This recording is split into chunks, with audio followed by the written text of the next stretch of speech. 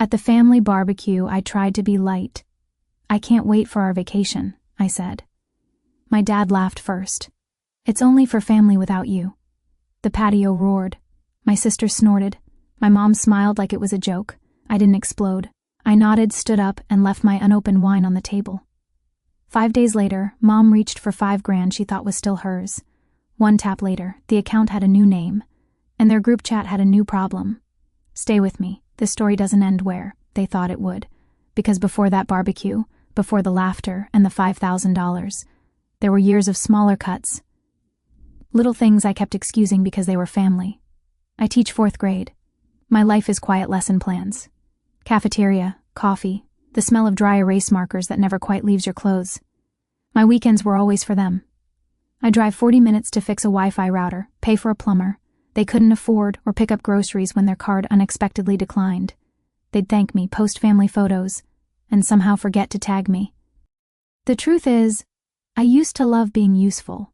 It made me feel needed. But somewhere along the way, being needed turned into being used. Emily noticed first. She's calm, practical, the kind of person who plans vacations with spreadsheets.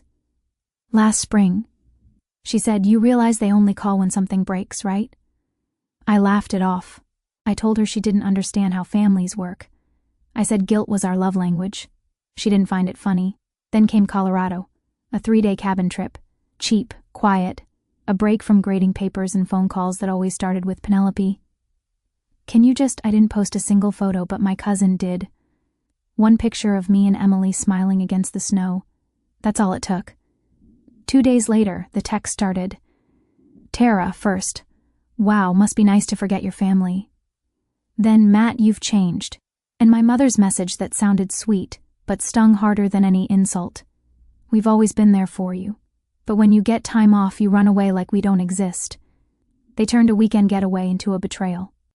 By the end of the week, I was the villain in their story, the selfish daughter who left them behind. Emily told me not to go to that barbecue, said it felt like a setup. But when Mom called her voice bright, promising it would be just family, I believed her. I always do. That Sunday, I brought a bottle of red wine, something decent, not fancy. I even practiced how to sound casual, how to say sorry without actually apologizing. I told myself maybe this was the moment things went back to normal. I didn't know then that normal had already shifted. I didn't know that the same people smiling at me across the picnic table were waiting to humiliate me in stereo. But I should have known, because every time they said just family, what they really meant was without you. The smell of grilled meat still makes my stomach twist. That day the air was thick with smoke, and something else expectation. My dad was at the grill, tongs in hand, acting like it was any other Sunday. Matt leaned against the cooler, already on his 2nd beer. Tara scrolled through her phone like she was too bored to exist. Mom set the table humming. When I walked in with the wine, no one looked surprised, but no one said hello either. "Hey," I said, forcing a smile. "Looks great out here." "Yeah," Dad replied without looking up. "We started early." Translation: "You're late." I sat down, trying to ignore how quiet it felt, like everyone was waiting for a cue. Mom slid a plate in front of me. "So," she said, "how's Emily?" "She's good," I said, hoping that would be enough. It wasn't. "That's nice." She smiled thinly. No follow-up question, just silence. The kind that spreads and swallows whole conversations. I glanced at Matt, tried to ask about his new job. He grunted. Tara snorted. The laughter that followed wasn't loud, but it was sharp. I laughed along, pretending not to notice the edge in their tone. And then I said it, the sentence that would detonate everything. "I can't wait for our vacation." It was supposed to be small talk, light, harmless. Dad froze for half a second, then laughed. That deep fake laugh he uses when he's about to say something cruel. "It's only for family without you." The patio erupted. Matt slapped his knee. Tara wheezed. Mom raised her wine glass, smiling like it was a toast. For a moment, I just sat there. My ears rang. The world narrowed down to the sound of ice clinking in glasses. I thought maybe someone would say it was a joke. Maybe Dad would wink. Maybe Mom would scold him. But no one did. It was deliberate. They wanted to see if I'd break. I didn't. I looked around the table, my family, every one of them laughing like my exclusion was entertainment. I felt heat crawl up my neck, then something colder realization. This wasn't the first time they'd humiliated me, but it was the first time I saw it for what it was, a performance. They needed me to stay small, apologetic, useful, and the easiest way to keep me there was to remind me that no matter what I gave, I'd never really belong. So, I gave them what they didn't expect. Silence. I nodded once, calm. Got it, I said, my voice steady. Then I stood up, left the bottle of wine untouched on the table, and walked away. The laughter faded behind me, replaced by the buzz of cicadas and the dull thud of my heartbeat. In the car, I sat for a long time before turning the key. My hands were trembling, not from anger but from something sharper, clarity. I had spent years paying their bills, covering their gaps, fixing their chaos, and in one sentence, they told me exactly where I stood, outside. By the time I got home, my phone was already buzzing with messages. Dad was kidding, right? Don't be dramatic. You always ruin things. I didn't reply. Instead, I opened the banking app, the joint account I had stupidly left active after years of helping with their emergencies. The balance blinked back at me. I thought about closing it right then, but I didn't. Not yet. Some part of me wanted to see how far they'd go once they realized I wasn't reacting. It didn't take long. 5 days later, my phone lit up with a new notification. Withdrawal attempt, $5,000. That was the moment the humiliation turned into something else. Something quiet, sharp, and certain. If they wanted me out of the family, I'd give them what they asked for completely. The notification sat on my screen like a punchline. Withdrawal attempt, $5,000. Same joint account, same card I opened years ago when Mom said she just needed help with utilities. I should have closed it ages ago, but guilt has a way of keeping doors unlocked. I stared at the number until the screen dimmed. My coffee went cold. Somewhere between the barbecue and this moment, something in me had gone still. No yelling, no panic, just a clean, steady line inside my chest. I called the bank first, blocked the card. I said, my voice calm. Immediately, the rep asked if I wanted to file fraud. I almost laughed. No, I said it's family. When the confirmation email arrived, I reopened the app. The account name blinked at the top, Family Fund. I pressed edit, deleted every letter. Then I typed 3 words, pay without me. For a moment I just looked at it. The phrase that summed up years of guilt and small humiliations. I hit save. 10 minutes later, my phone started buzzing. Mom, hey. Did you touch the account, Dad? Your mother made a mistake. Fix it, Tara. Haha. Matt, seriously, what's your problem? I didn't reply. Instead, I took a screenshot of the account name, the failed transaction, and sent it to the group chat.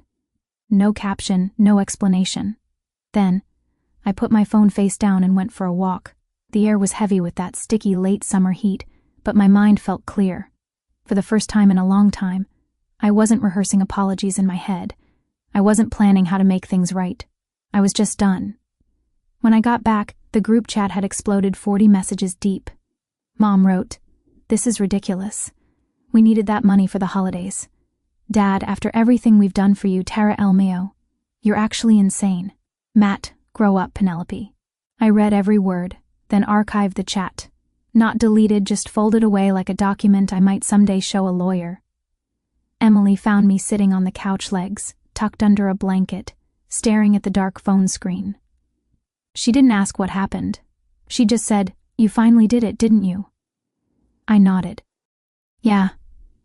I stopped paying for people who never saw me as part of the bill. Outside, thunder rolled low and slow across the sky. Inside, my phone vibrated again. Another wave of messages I didn't care to read. They wanted chaos. I gave them silence. That's the thing about revenge. Not every explosion is loud. Sometimes it's just a quiet click, followed by the sound of everything you owe finally disappearing. By the next morning, the panic had bloomed. When I checked my phone before work, I had 16 missed calls and a string of messages that bounced between outrage and desperation. The family group chat had turned into a battlefield of accusations, each of them blaming someone else for losing control of the account. Mom claimed she didn't know the withdrawal was that large. Dad wrote, "This is petty, Penelope. You're embarrassing yourself." Tara posted a crying, laughing emoji, followed by a screenshot of the rejection notice from the bank, like it was some kind of family meme. I muted the thread. By lunchtime, Mom showed up outside my classroom. The secretary buzzed me. "There's a Mrs. Brooks here," she said. "Says it's urgent." I stepped into the hallway, heart steady. Mom was standing there holding her purse like it was a prop in a play she'd rehearsed. "You blocked the card?" she asked, her voice soft, trembling in all the right ways. "Yes." She blinked fast, trying for tears that wouldn't come. "We just needed it for the holidays." I folded my arms. "You tried to take $5,000 without asking me. It was for us, for the family." I smiled small. "You said I wasn't family, remember?" Her mouth opened, then closed again. She wasn't expecting that. "Penelope," she said finally, "you're overreacting. You're being cruel." That word cruel landed harder than the laughter ever did. For years, they'd taken and called it love. Now me saying no was cruelty. "I have to get back to class," I said. "You should go." Her voice cracked on my name, but I walked away before I could start to care again. That night, I came home to Emily setting out takeout containers on the counter. "You okay?" she asked. I shrugged. "They're unraveling." She smiled faintly. "Good." But it didn't stop there. 2 days later, I came home to my apartment door slightly ajar. My first thought was that I'd forgotten to lock it. My second thought when I heard voices inside was worse. Mom and Dad were standing in my living room. Tara sprawled on the couch, shoes off, scrolling her phone, a half-eaten bag of chips on the coffee table. "What are you doing here?" I asked. Mom turned with that same practice calm. "You weren't answering because you tried to steal from me," I said. Dad stepped forward, voice heavy with mock authority. "Watch your tone. We're still your parents." "Then act like it," he scoffed. "You've changed ever since you started dating her." Emily froze at the doorway, holding the takeout bag like a shield. "You broke into his apartment," she said evenly. "That's not okay. This is family business," Mom snapped. I felt the last thread of patience snap. "No, I said this is trespassing." They didn't move.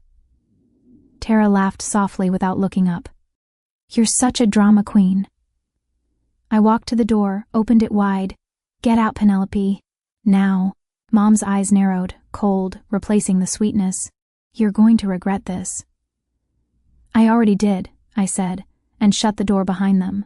The silence after they left felt sacred. Emily sat on the couch, shoulders tense. "They're not going to stop," she said. "I know." That night I called someone I hadn't spoken to in years, my mother's sister Denise, the family's black sheep. When she answered, she didn't sound surprised. "I was wondering when you'd call," she said. She invited me over that same evening. Her small house smelled like cedar and old books.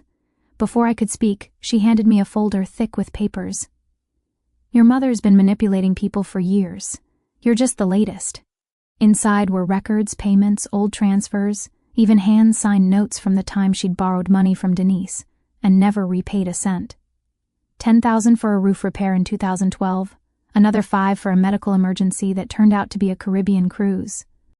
I felt sick. "She said you were unstable," I murmured. Denise laughed. "Of course she did. It's easier to erase the truth when everyone thinks you're crazy." We spent hours comparing stories. The patterns matched perfectly. Borrow, lie, guilt, repeat. "I can help you," she said, pouring wine into 2 mismatched glasses. "But if we do this, you have to be ready for them to hate you." I smiled for the first time all week. They already do. The next few days were a quiet storm. Denise's friend, someone who worked in financial compliance, helped me sever every tie I had with my parents. Accounts, emergency contacts, insurance. I closed the last joint account, then sent one message to the family chat, a screenshot of the zero balance under the name, "Pay without me." No caption, just silence. Matt responded first. "What the hell is this?" Tara followed. "You're losing it. Mom called 6 times in an hour." I didn't answer. The next morning I woke to find my phone vibrating nonstop. Denise had posted something, old photos of my parents in casinos sipping cocktails. Timestamps overlapping the months they'd claimed to be broke. She didn't tag them. She didn't have to. Within minutes, cousins were texting me asking if it was true. My father's sister messaged, "You've humiliated your mother." I just stared at the screen, Feeling none of the guilt they were trying to hand me that evening, my mother appeared, again. This time on my doorstep with her brother, Brian. He stood behind her like muscle arms crossed, sunglasses on, though it was almost dark. She looked tired, strategically tired. "We came to talk," she said. I stepped outside, closing the door behind me. "You shouldn't be here." Brian jumped in. "You embarrassed the family. That post was out of line." I almost laughed. "Out of line is trying to drain my account." "She made a mistake," he snapped. "She made a choice," I corrected. Mom lifted her hands in mock surrender. "We just want peace. We canned the trip. We thought maybe we could start over. The same game. Pretend it never happened. Reset the board. I'm not going anywhere with you." I said, "If you show up again uninvited, I'll file a report." Brian scoffed. "You'd threaten your own mother." I met his stare. "No, I'm protecting my life." Mom's expression shifted. Shock, then pity, then contempt. "You've changed," she said, as if it were the worst thing imaginable. "I have," I said quietly, "and I'm not sorry." They walked away without another word. The porch light buzzed above me. Inside, Emily waited by the window, eyes searching my face. "It's not over," I told her. "They'll come back." I was right. 2 days later, an email arrived from the school district. Notice of concern, immediate acknowledgement required. Someone had filed an anonymous complaint claiming I was emotionally unstable and creating a hostile classroom environment. I read it twice, then looked up at Emily. They found a new way to attack. She took my hand. Then we find a new way to end it. And this time, I knew exactly how. I didn't waste a second. I called Denise, forwarded the complaint, and waited while she read. Anonymous. Huh? She said, "Give me a day." By the next afternoon, she called back. "Got her," she said simply. "Your sister's college IP, no VPN, amateur hour." Relief didn't come all at once. It came in waves. I brought everything, emails, messages, screenshots, to a lawyer Denise recommended. Her name was Clara, calm and sharpied, the kind of woman who didn't blink at family drama dressed as fraud. She flipped through the pages and said, "We'll start with a no-contact order. Temporary at first, then permanent." It was like exhaling after years of holding my breath. Within a week, the school board cleared my name. HR apologized quietly. My principal told me to take a few days off, paid of course. I said, "Thank you," but what I meant was finally. Mom tried to call once more. I didn't answer. Then came a final message. "You'll regret cutting us out. Family is forever." I deleted it. That night, Emily and I packed boxes. We found a new place. 2-bedroom sunlight that actually reached the floor. A kitchen window overlooking a park. When the keys turned in the new lock, I felt something loosen in my chest that had been tight for years. Denise came by with pizza and cheap wine. As we ate on the floor, she said, "You know, they'll probably keep talking. They always need someone to blame." I smiled. "Let them. I'm not in the story anymore." Later, when the last box was unpacked, I opened my banking app one last time. The account still read, "Pay without me." I didn't change it back. It wasn't revenge anymore. It was a reminder. A reminder that silence can be louder than shouting, that walking away can echo more than any argument. For the first time in my life, I slept through the night. No calls, no buzzing phone, no guilt, just peace paid in full. 2 months later, I stopped checking their group chat altogether. Actually, I didn't just mute it. This time, I deleted it. No final message, no goodbye, just gone. The quiet was strange at first. No more fake emergencies, no more guilt disguised as love. The kind of silence that once felt heavy now felt like freedom. On a Friday night, Emily and I sat on the balcony of our new apartment, a pizza box between us, cheap wine in our hands. The city lights flickered below, warm and distant. "You ever think they'll apologize?" she asked. I shook my head. "They'd have to believe they did something wrong," she smiled. "Then I guess you already won." I looked down at my phone. No missed calls, no unread messages. Just the words I'd left behind in that frozen account, "Pay without me." For once, I didn't feel angry. I felt free. They said I wasn't family. Maybe they were right, because family shouldn't make you beg to belong. So tell me, if the people who call you family keep taking until there's nothing left, Would you finally make them pay without?